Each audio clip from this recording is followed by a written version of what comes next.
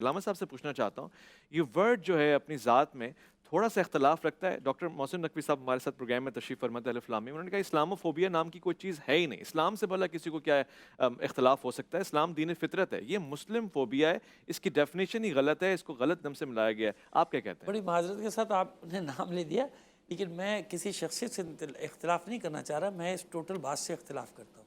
نہیں، اسلاموفوبیا کے نتیجے میں مسلم فوبیا پیدا ہوا ہے. صحیح. اصل خطرہ مسلمان سے تھوڑی ہے. مسلم فوبیا تو وہ ہوتا ہے نا جو مسلمان سے خطرہ ہوگا. اصل خطرہ مسلمان سے تھوڑی ہے، اصل خطرہ تو اسلام سے ہے. اصل مسئلہ اب دیکھیں، ہم آپ کو بتائیں مسئلہ کیا ہوا ہے. دیکھیے، جب 18ویں صدی میں فرانسیسی انقلاب آیا نا، فرانس کا انقلاب آیا، تو ایک وہ جمہوریت کی لہر چل پڑی، وہ جمہوریت جمہوریت جمہوریت.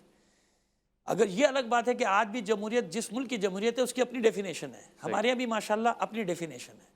یہاں تک کہ جو حکمران آ جائے اس کی بھی اپنی ڈیفینیشن ہے. یعنی جمہوریت جس کے جو فائدے میں وہ جمہوریت ہے نا، دنیا میں بھی ایسی ہے. جس ملک میں جمہوریت ہے وہاں اس کی اپنی ڈیفینیشن ہے، یہ الگ بات ہے. لیکن پھر بھی وہ ڈھنڈورا پیٹ رہا ہے جمہوریت جمہوریت جمہوریت. جمہوریت کی تحریکوں کے نتیجے میں جب کیپٹلزم اپنے عروج پر پہنچا، سرمایہ داری نظام یہاں تک پہنچا کہ بھوک سے لوگ مرنے لگے، اور پھر وہ امریکہ میں مزدوروں کے قتل عام کا واقعہ پیش آیا، شکاگو کا واقعہ پیش آیا یوم مئی کا سارے کا اس وجہ سے. وہاں سے اس نے جنم لیا کس نے؟ سوشلسٹ تحریکوں نے. اچھا. علامہ سے وہ بھی یورپ کے لیے خطرہ نہیں تھا، وہ بھی خطرہ نہیں تھا ان کے لیے. سوشلسٹ تحریک یہ وہ زمانہ ہے جب اسلام کا حسین چہرہ سامنے لانے کی کوشش کر رہے تھے جمال الدین افغانی جیسے لوگ، اچھا. حسن البنا جیسے لوگ، یہ اس کے بعد والی ٹیم ہے، سید قطب جیسے لوگ. پوری دنیا میں ہمارے یہاں بچوں کو یہ اتنی تفصیل سے نہیں پڑھایا جاتا نا، ہمیں تو سارا مغرب پڑھایا جاتا ہے. ہمارے تو سسٹم بھی وہی چل رہے ہیں. کم سے کم تاریخ تو پڑھا دو، برصغیر کی تاریخ، یہ 200 سال کی تاریخ تو پڑھاؤ کہ مسلمانوں نے کیا کیا کیا ہے. جمال الدین افغانی نے پورے دنیا میں پھر کے مسلمانوں کو ایک کرنے کی کوشش کی نا، لیکن اس وقت تک حکمران ہمارے جو تھے وہ جس کو کہتے ہیں کہ برطانوی سامراج کے آگے ڈھیر ہوتے چلے جا رہے تھے، حکومت ٹوٹ رہی تھی، سلطنت عثمانیہ جا رہی تھی. تو یہ وہ صدی ہے، 19ویں اور 20ویں صدی کا نصف جو ہے اس میں اسلامی تحریکیں عروج پکڑ رہی تھی، بنیادیں پکڑ رہی. اور ان اسلامی تحریکوں کا خاصہ یہ تھا، تاریخ اٹھا کے پڑھ لیجیے گا، میں تاریخ کا طالب علم ہوں، تاریخ پڑھاتا بھی ہوں. خاصہ یہ تھا کہ وہ فرقے واریت سے بالا تر تھی تحریکیں. اچھا. جتنی بھی تحریکیں تھیں، آیت اللہ کاشانی کی تحریک ہو جو ڈاکٹر مصدق کے ساتھ مل کے جنہوں نے شاہ کو پہلی بار بھگایا تھا، نواب مجتبیٰ صفوی کی تحریک ہو، حسن البنا کی تحریک ہو، آپ کے سید قطب کی تحریک ہو، جتنی تحریکیں تھیں، مفتی اعظم فلسطین جس میں شامل تھے وہ بھی، جتنی بھی تحریکیں تھیں، ان سب کا آپس میں ایک اتحاد تھا. نہیں ملے ہوئے تھے سب.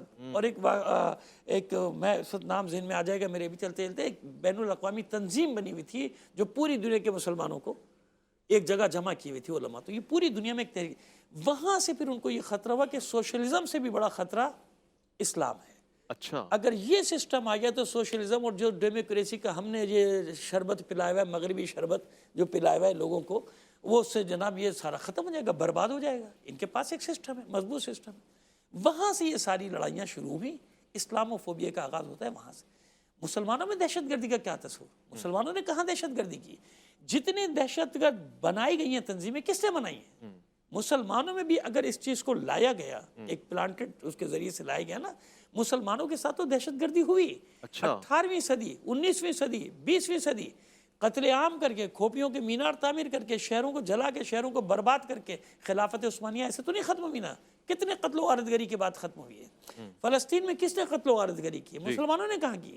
مسلمانوں کے ساتھ ہوئی. لیکن جب یہ تحریکیں پروان چڑھنے لگیں، یہ اسلامی تحریکیں آگے بڑھنے لگیں، تو اب ضروری تھا، اور ابھی گزشتہ یعنی 70 اور 80 کے عشرے میں تو اور زیادہ شدت کے ساتھ یورپ میں بھی یہ جانے لگا پیغام کہ نہیں، اسلام اسلام اسلام.